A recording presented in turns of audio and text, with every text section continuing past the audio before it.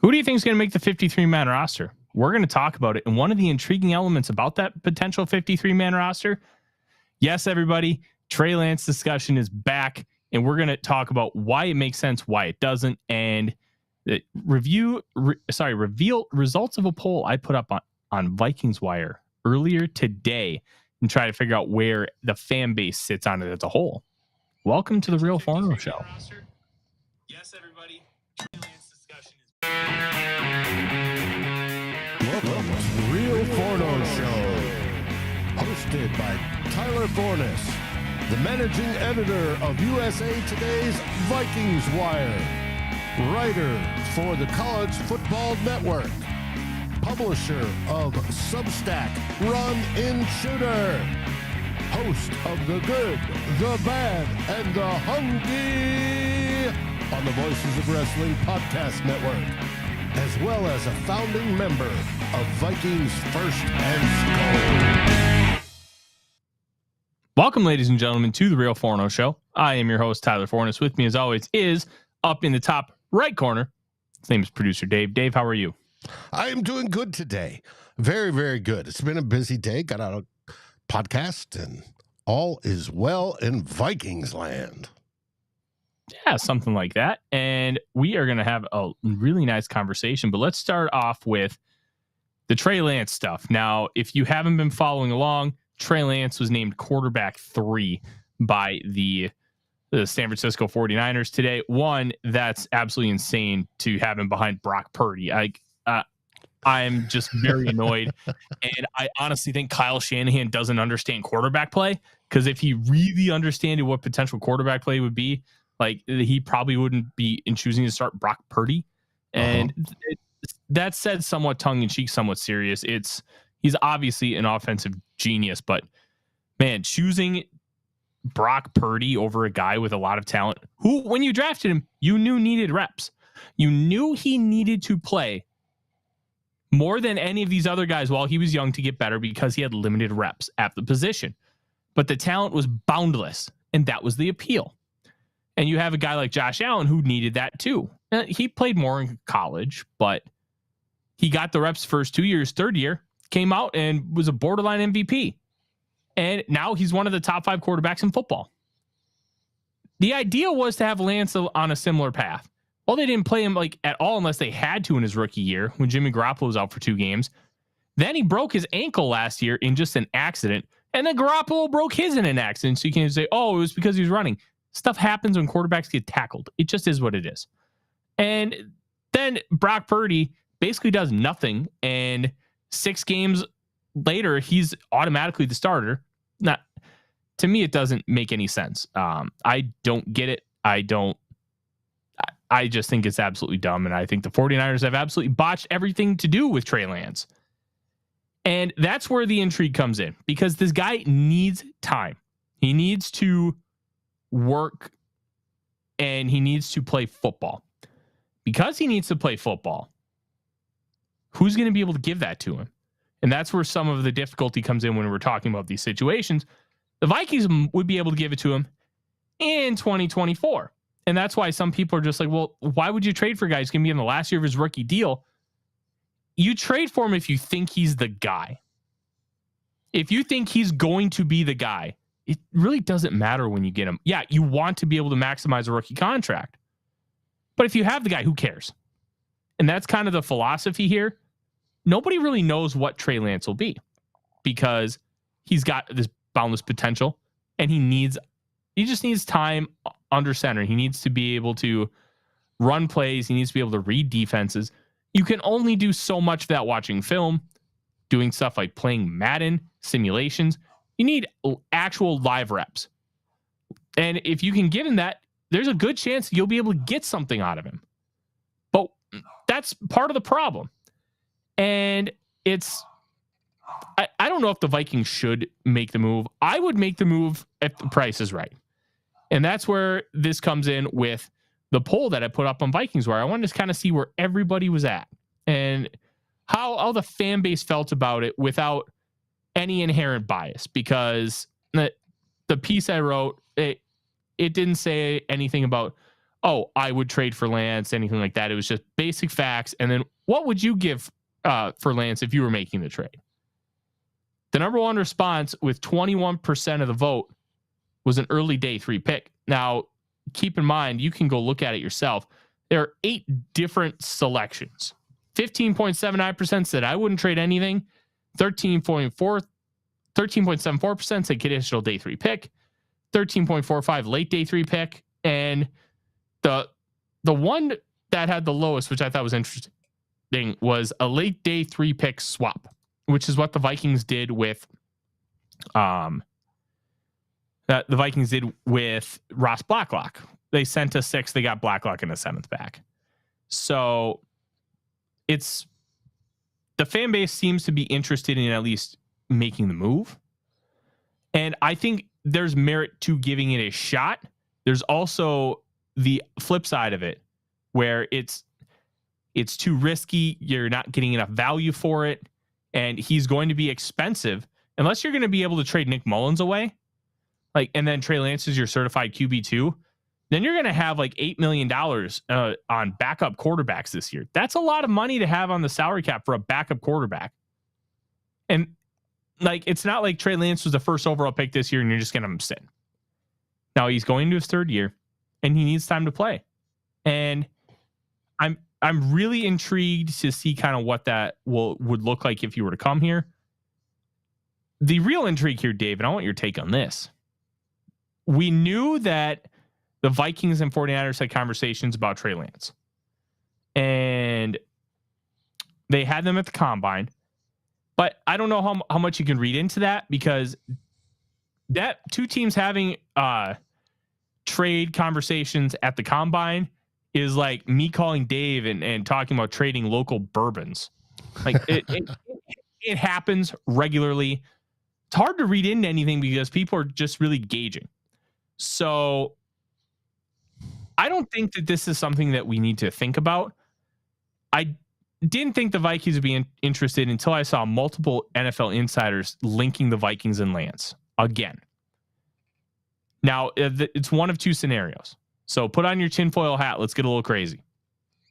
It's either they know something and they're trying to float it out there so they can try and be right, or they don't really know anything and they're trying to drive a conversation and a narrative for content.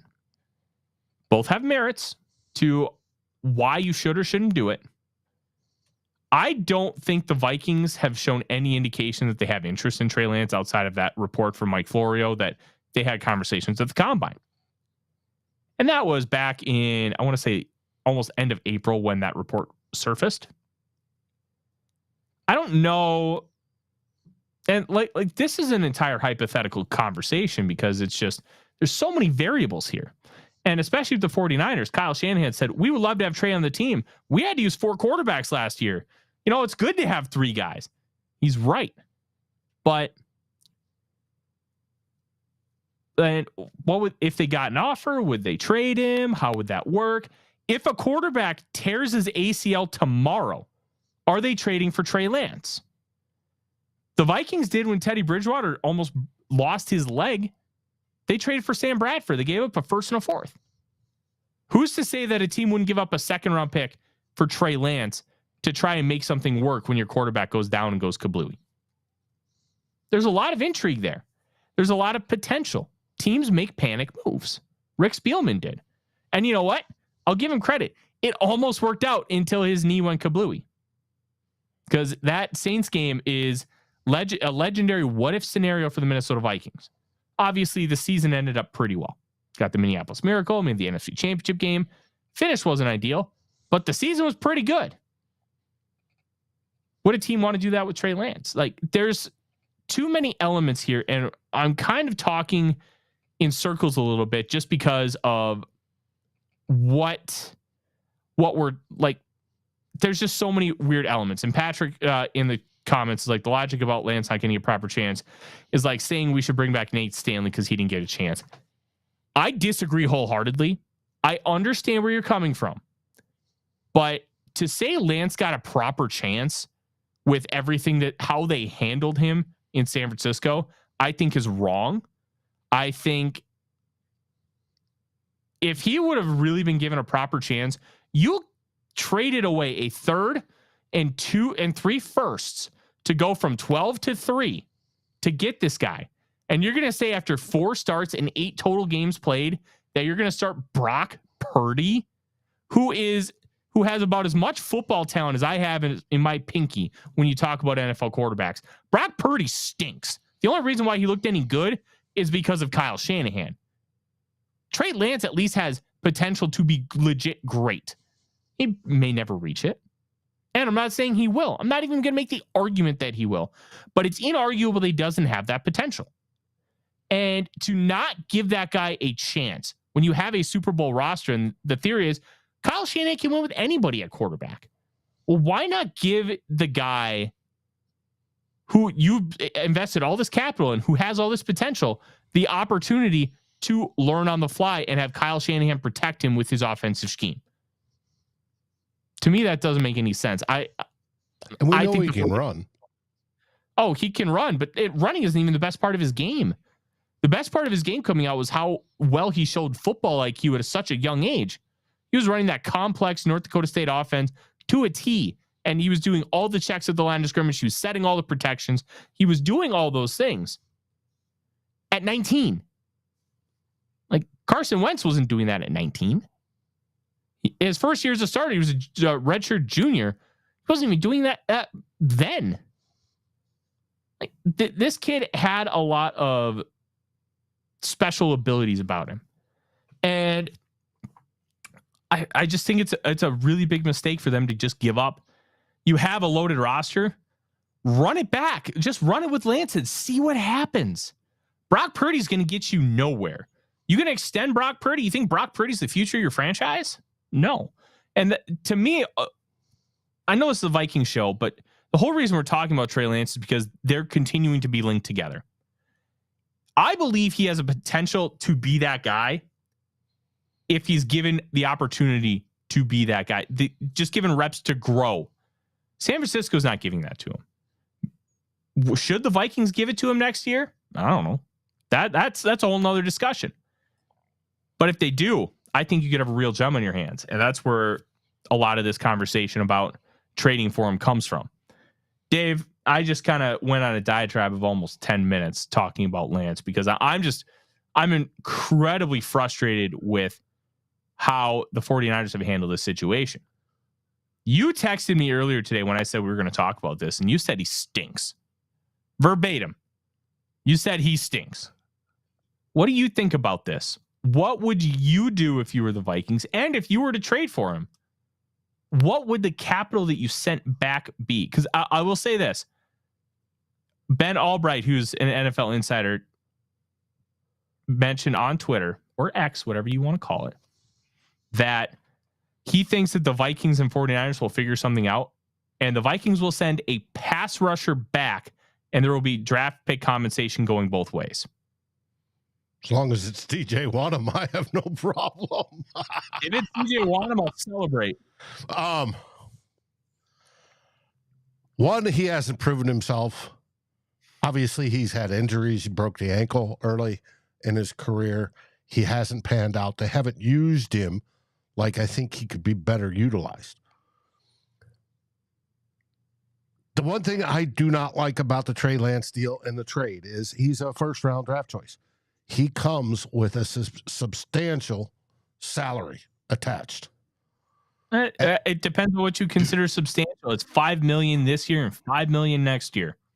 That means that's not nothing, but it's not substantial. If you're looking at the cap hits, Dave, that includes the signing bonus that San Francisco paid him. We don't absorb that. Right. Well, what about the 5th-year option? Is that the 5th-year option? We would have to choose to accept it or not. Right. And my guess is if we were to roll in, hypothetically speaking, if we were to roll into 2024 with Trey Lance as the quarterback, we would sign him to a 1-year extension similar to what Jordan Love got.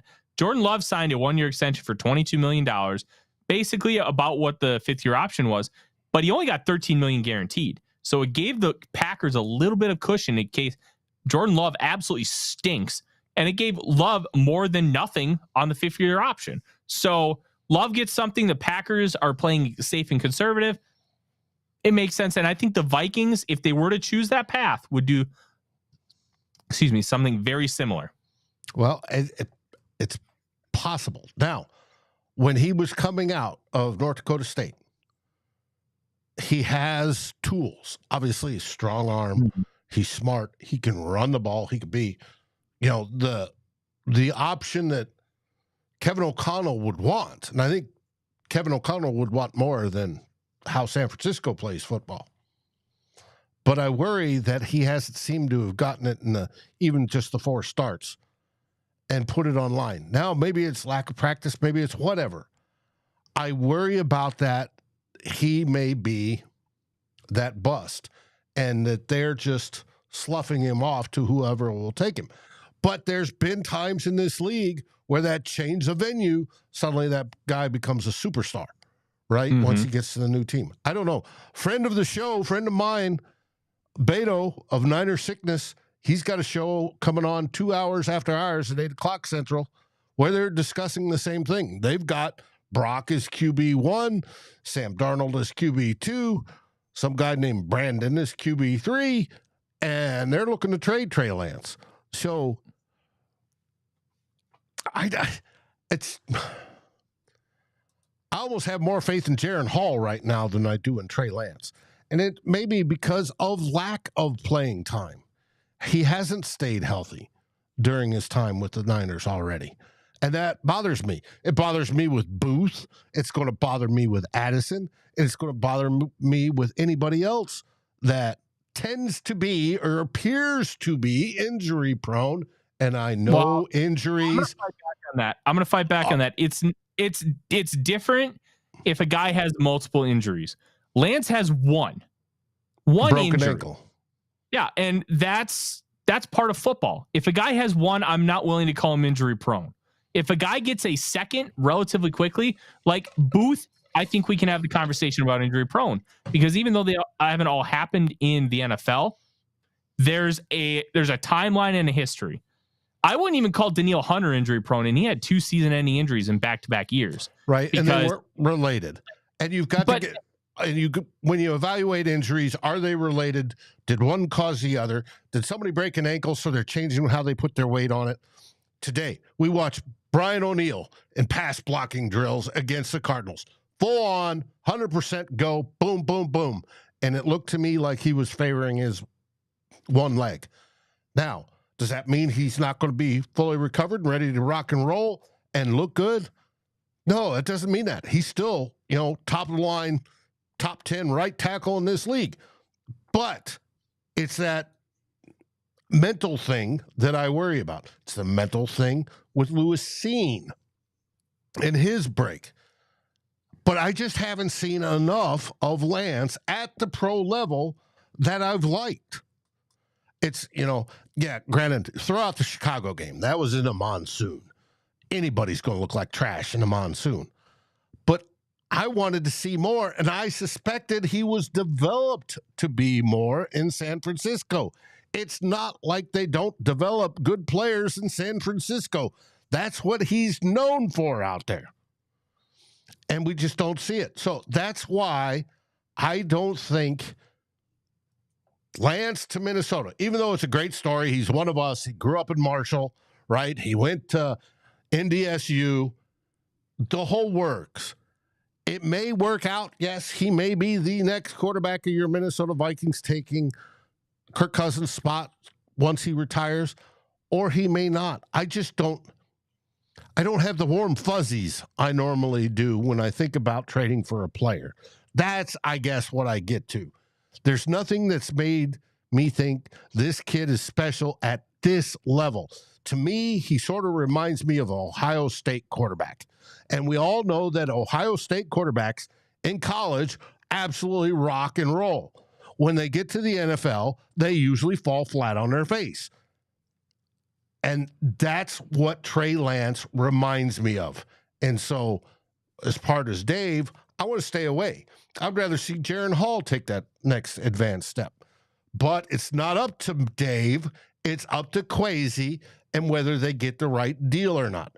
And hopefully we're on the winning side of that deal and that it's San Francisco wanting to get rid of him so much that they give us more than what he's worth, basically in compensation, and we can use that to move on and continue to build the team over the next year or so. Yeah, that's my take. I get it completely. I wouldn't. Sorry, I had to move the headphone off because I think my dogs are playing with each other, and I want to make sure they're not killing each other.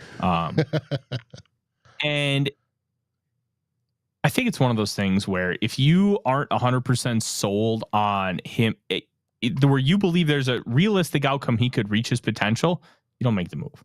And that's why where the conversation, I think, it needs to be more nuanced. It's not what has he done now. It's not about what he is now. That's what he not. It's what he can be. And do you believe he can reach that? And it's about understanding that when he was drafted, everybody knew he needed at least a year of seasoning. He needed to have that year. Some people thought that could be a redshirt year, and honestly, we're not going to know that because he was out pretty much all last year with that broken ankle, and the only full start that he had was in a monsoon. So there's so many layers to it, and I think that there's still a chance that he hits. I think there's a chance that he reaches that ceiling.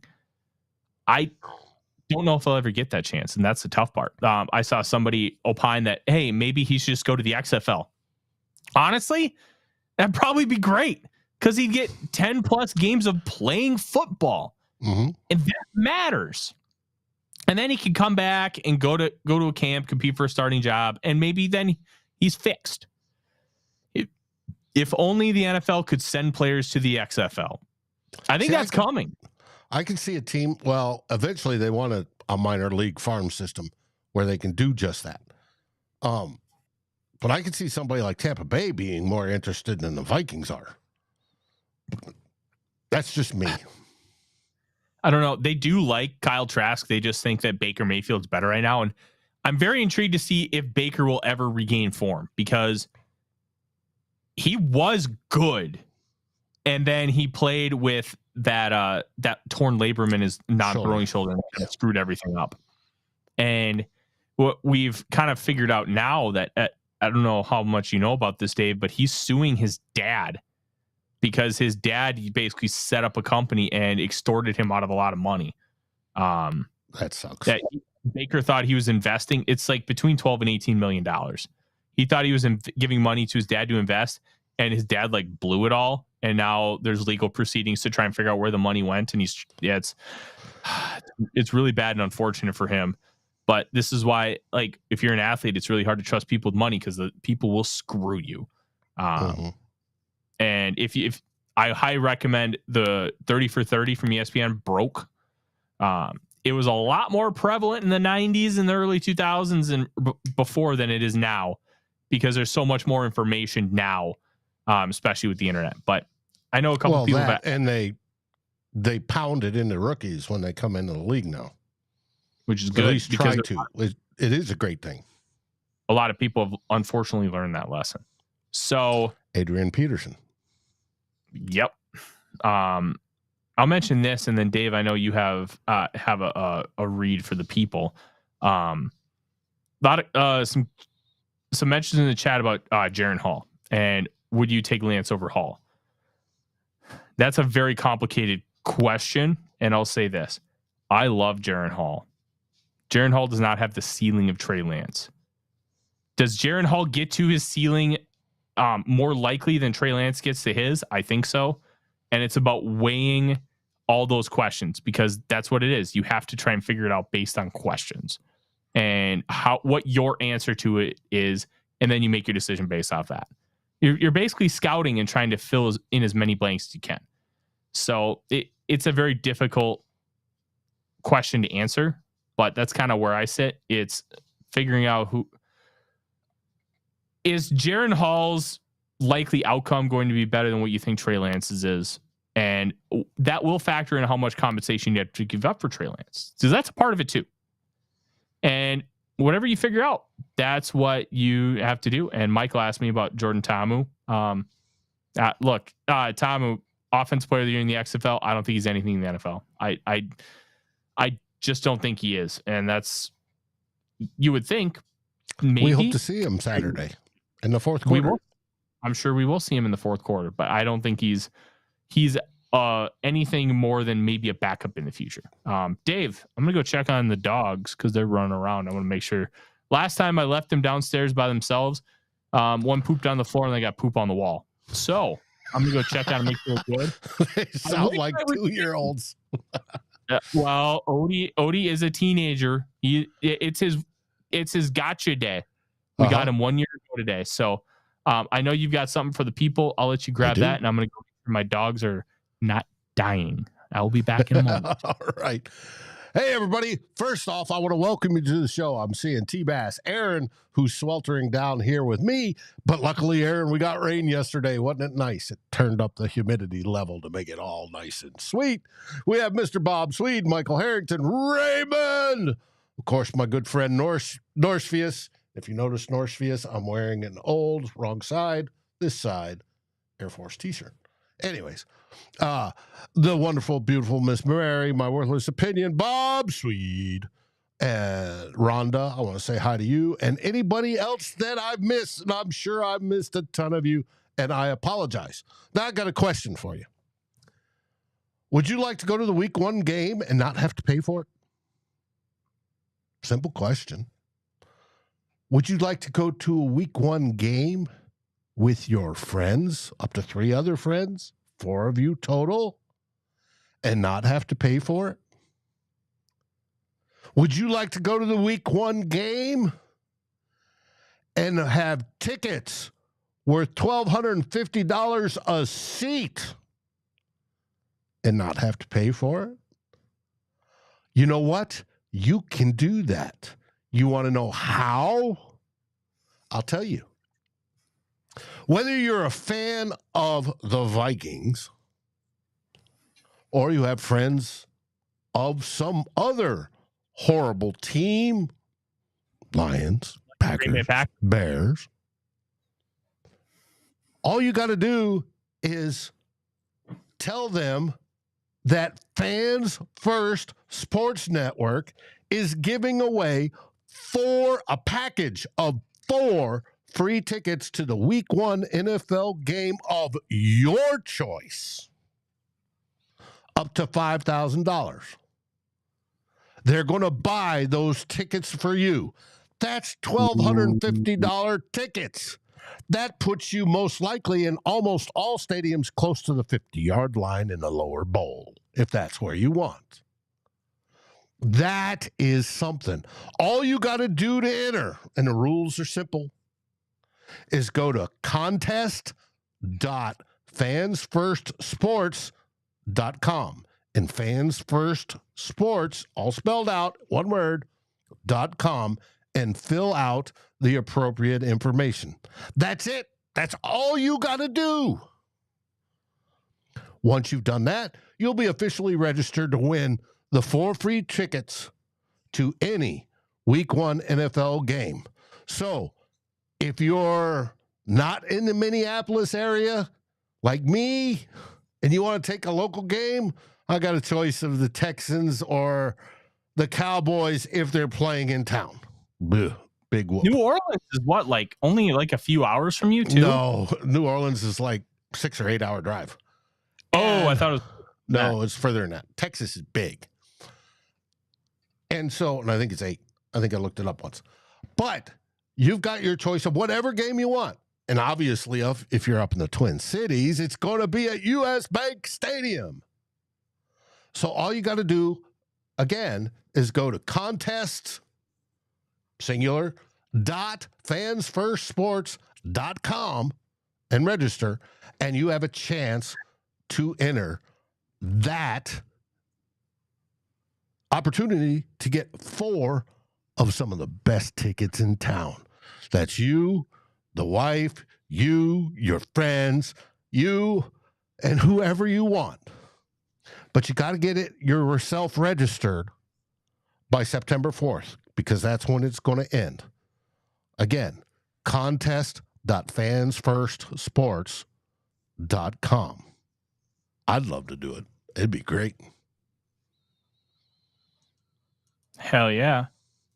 Hell yeah. And I know some of you got a nice little shot of Eclair that Odie was running her around, and you might be able to hear her breathing because, well, she's an older French bulldog, and French bulldogs have breathing issues, but she runs real hot and running around like crazy. So she is just sitting on my lap being a good little girl. But let's talk about this 53-man roster. And I recommend, since I know a lot of you are watching live on YouTube, or even if you're not, you go to VikingsWire.com and it should be on the homepage. My latest 53-man roster projection, my second to last one. I'll have one more next week. And we're going to go through it and kind of talk a few things. Quarterback, pretty easy. We're going to keep 3. I know the Star Tribune did not have the Vikings keeping Hall. I think that they're going to keep him. Yeah, he hasn't been bad. Anybody who says he's been bad hasn't been watching the games, because it's all about context. And contextually, he's been pretty good, considering everything that he's had to deal with and what he's done with his progressions. The box score really doesn't mean a whole lot. Obviously, you want a good box score, but when you talk about all things considered, that's kind of what you're looking at. And I think that if you put him on waivers to try and sneak him on the practice squad, he ain't getting there. And that's why I have 3. To me, quarterback's pretty chalk. I don't think that there's really any anything there other than what it is. So move on to running back.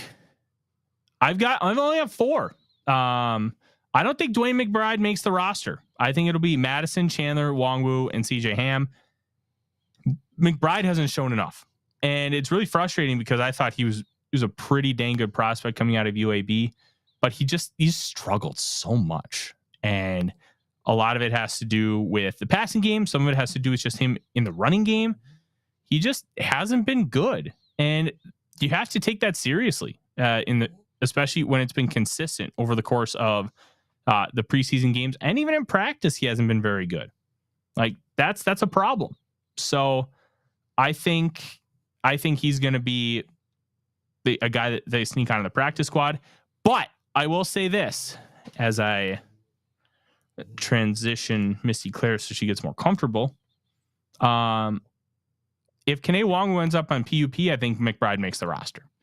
So there's that caveat too. Yeah, it's running backs can be pretty simple.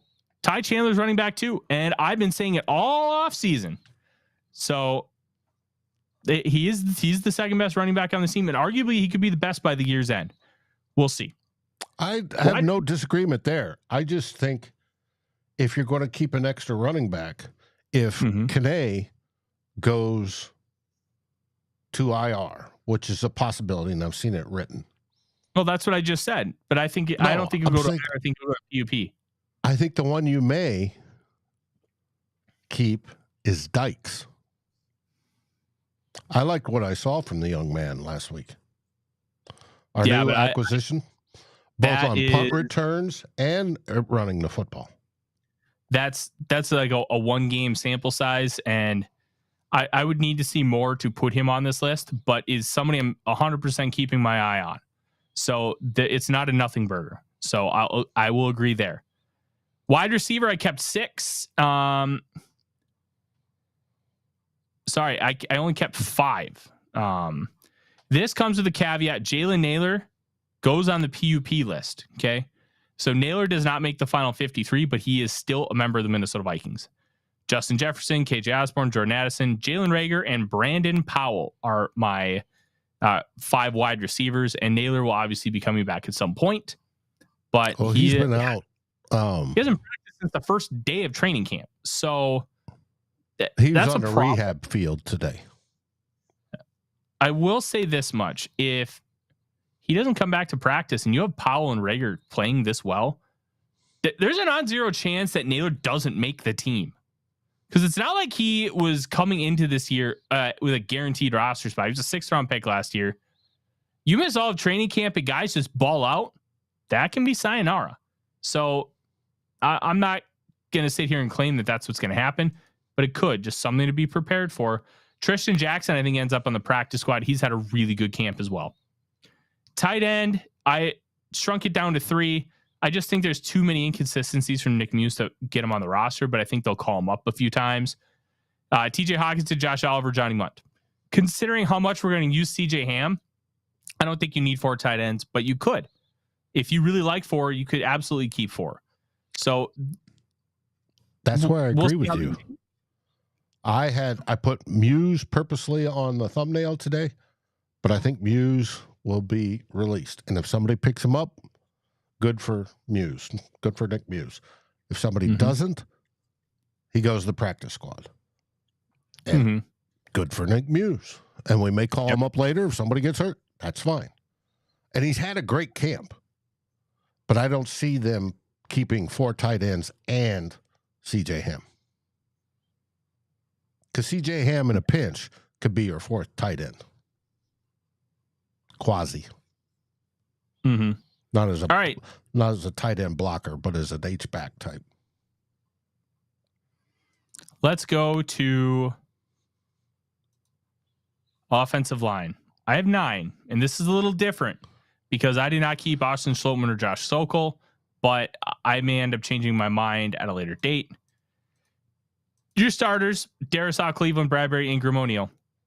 Blake Brandel, Chris Reed on the non-football injury list, but I ended up with my final moving him to stay on the non-football injury list for at least the first 6 weeks.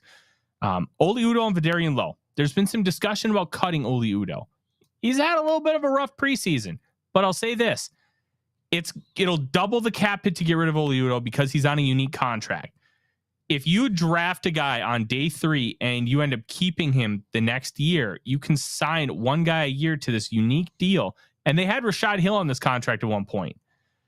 The cap hit is the vet minimum. You pay him $2.5 million. So he's essentially making double what his cap hit is. And it's like a good, it's a way to keep retention for your draft picks. So I don't think he leaves. Yeah, he struggled, but I think he's going to be just fine.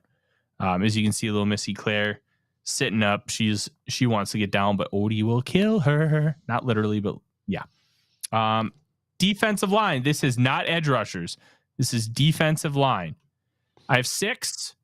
Dean Lowry, Harrison Phillips, Kyrus Tonga. Those 3 are guarantees. They're locks. Yeah. They're locks. The next 3, you could make a real case for a bunch of guys. I have Esezi Otomewo, Jaquelin Roy, Jonathan Bullard. You could make a case for TJ Smith. You could make a case for Sheldon Day. James Lynch, you could have made a case for before his torn ACL. Like, this is a really solid group where after the top 3, it's just kind of pulling names out of a hat to a point. But I think with how Kwesi Adofo-Mensah has shown he wants to build this team, he's going to keep the guys that he's drafted. That's Esezi and that's Roy. So I think that they make the team. I was big on Calvin Avery initially. Oh boy, he has been really rough the last 2 preseason games. It's been like unrosterable bad. There was one rep where the Vikings were trying to stop the Titans from scoring inside the 5. The line of scrimmage, everybody's pretty much on like the 5-yard line or just off of it. Calvin Avery was pushed 5 yards into the end zone.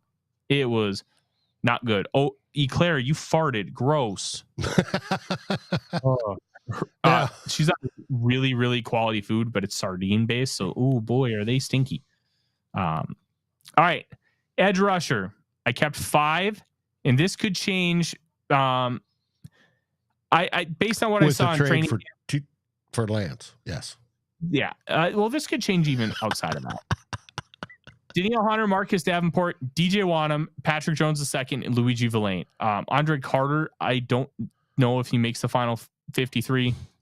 But what I could see happening is, like, in order to put a guy on PUP or IR, you have to have them make the first final 53. Then the next day, you can put them on, and then you can take them off. That's how it works. Right. But if you put them on IR before, but they're done for the season. Yeah, and that's why this is important. And I think that caveat could end up getting Andre Carter II on the 53-man roster. And then he gets on the 53, but you just have to play a little roster gymnastics to get him there. So they're going to cut him. And if he makes it through waivers, they may pick him up to be, practice squad. But other than that, no, they're going to cut him. They do like him. And it's evident that they like him, but he's just not there yet. He just is not. He's not and even Luigi close. Had a really, really good camp. He's looked good. So that plays a big factor in it too. Harms has that same deal. I think Harms is right. Luigi Villena has had a really good camp. And I think he makes the final 53. He would in my list. Yeah. He's on mine. All right. My gosh, that stinks, girl. Holy shit. Which reminds me, I have a can of sardines and oil, black olives in the pantry. Sounds good for supper after the show. There you go. I'm glad Eclair's farts could inspire your dinner choices. Inside linebacker, we're only keeping 4, and because of how it's structured in 3-4, you only need 4 inside linebackers because only 2 are on the field at a time. Brian Osmo II and Jordan Hicks, Ivan Pace Jr. and Troy Dye. Troy Reeder, I thought was going to make the team for a while over Dye because I just thought Dye was not good, but he's actually played really well this training camp, and you can't leave him off the roster at this point. Ivan Pace Jr., he speaks for himself. Jordan Hicks, he took a $1.5 million pay cut, and in turn, the Vikings guaranteed his entire salary for the year. So that's a lot of that give and take with a lot of those restructured contracts. And Asamoah, he was back in practice, but he did not do team drills today. He looks to be ready for week 1. So that's a great sign. Couple more positions. We'll get to specialists. Was their shoulder? Asamoah? No, I think he was a back. No, Blackman was a shoulder. One of them had the shoulder. Blackman. Okay. Cornerback. We're keeping 6. Byron Murphy Jr., Andrew Booth Jr., Caleb Evans, Joanne Williams, Mekhi Blackman, and special teams weapon Najee Thompson. Like, you just can't keep this guy off the team because special teams won't necessarily win you a lot of games. You can lose games on special teams a lot. So I think that they're just going to find a way to keep this guy on the roster because he's just been incredible on special teams. Matthew Slater's been in the league like 13 years, only playing special teams. If you're that good, you can stay on a roster. And the Vikings have a history of having like a special teams only player on the roster, usually a return guy, but they've done it in the past, and I could see them continuing to do so this time with Najee Thompson. And I reported on that in the Vikings Daily Opener podcast this morning on your article on that, and I added, just think about it. All right, he has done so well in training camp and preseason games so far. He is literally the type of person that grows into a special teams coach. He studies how to be the best at special teams, how to be the best as a gunner. And he shoots down there and he makes the tackle. He's a good tackler. He's only held people to a grand total of 2 yards returns on 6 punts, I think it is. You can't let that go. That means too much when you're trying to flip the field on a punt, right? If you can stop them and they don't get a 20-yard return, that's great because now they're behind the power curve. And we know we've got a punter that can absolutely boom it. So he has to be there. And people say, well, yeah, but Dave, are you going to give up the spot for just a special teamer versus the 6th guy on the defensive edge rusher? If it comes down to that, or a 7th cornerback? Yes, I am. Why? Because that guy that's the 6th guy in the room or the 7th guy in a particular room is lucky if he even gets to dress on Sundays because he's going to be one of those guys that inactive. Whereas Najee Thompson is going to be out there every game making plays that impact the game. That's why you keep somebody like Najee Thompson over that 6th or 7th guy in whatever room you're talking about. So he should make the team. If they don't, pitchforks and torches, and we riot. Yep. Najee going to make the team, and he has earned it. So a couple more here, and then we're going to get out. Specialists are chalk. It's going to be Greg Joseph, Ryan Wright, and Japala. They made that decision when they waived Jack Lesney before the preseason game last week. I found it interesting that they saw enough of him in practice that they decided to just go with Joseph full bore. But I'll say this. I thought he looked really good in practice. I thought that they would have kept him and stashed him on the practice squad. Maybe they still will. But I just found that interesting. Safeties. Keeping 5. Harrison Smith, Cam Bynum, Lewis Seen, Josh Metellus, Jay Ward. Theo Jackson has played very well. And there is a non-zero chance they keep 6 because he's been very good. Now, for those of you who don't know, Jay Ward has experience at outside corner and at slot corner. So if you keep one less cornerback, you could have Jay Ward do a lot of those different things. Mm-hmm. And it would make things interesting, but it's going to be hard to cut Theo Jackson because of how good he's been so far during training camp. I'm very impressed with the safety room. It is the best position group on the roster, top to bottom. Everybody's good. If Theo Jackson had to start for you week 1, you'd feel pretty comfortable with it. You wouldn't be super excited about it, but you wouldn't be like, oh my gosh, it's bleak. Theo Jackson has to play. No, you'd feel good. Righty, Claire? Yeah. You feel pretty good. What a face. Girl. I know she's the best. But yeah, that's kind of what we're looking at. I think there are a few players who are fighting for their lives here.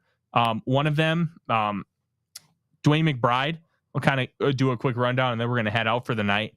I have the Minnesota State Fair in the morning, and it's tradition.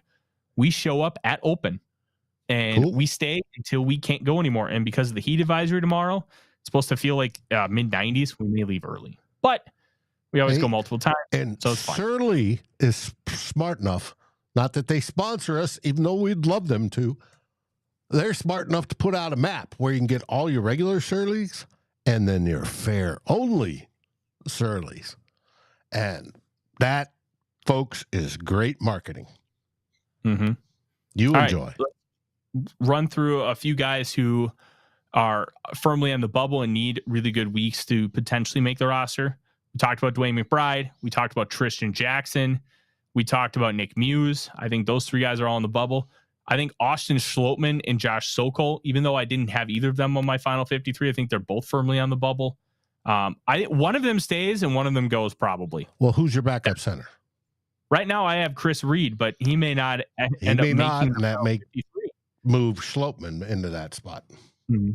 But one of those 2 will end up being, I think, the backup center unless Chris Reed comes back 100% healthy and they feel comfortable about him snapping. Because I don't feel comfortable with either of those other guys. Yeah, we've heard nothing so far.